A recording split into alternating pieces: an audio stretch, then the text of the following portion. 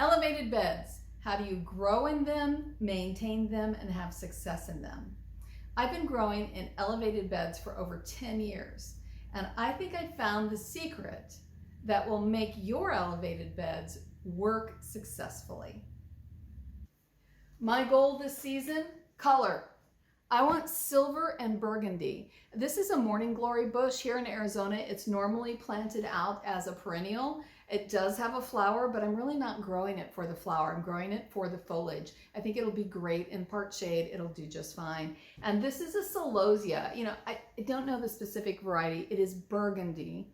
And I love these gorgeous leaves. And best yet, what's going to happen is this is going to come out in this fluffy flower.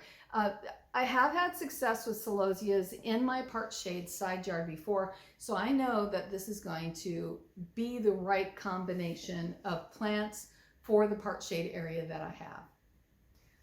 What we want to do is remove the old soil from the elevated bed and fill the bed with about 3/4 of the way full.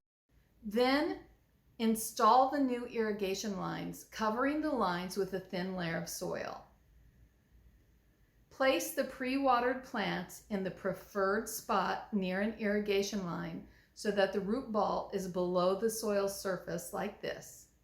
We are planting Celosia, bush morning glory, sweet potato vine, purple star, silver Dichondra, and Canna. I love the Canna. These bold colors are going to be beautiful once they start growing tall.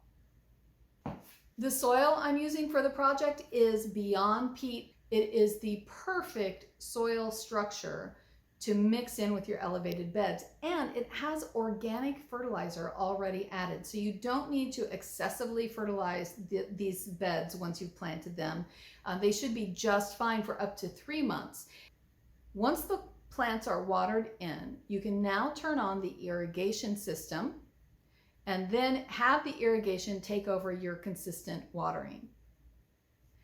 I'm Shauna Coronado. Thanks for joining me in my garden studio. Our project today is going to produce flowers for months and months. I'm so excited. Remember to use peat-free soil. It's better for the environment, and Beyond Peat is holding moisture down there around the roots. If I can grow this elevated bed garden, you can too.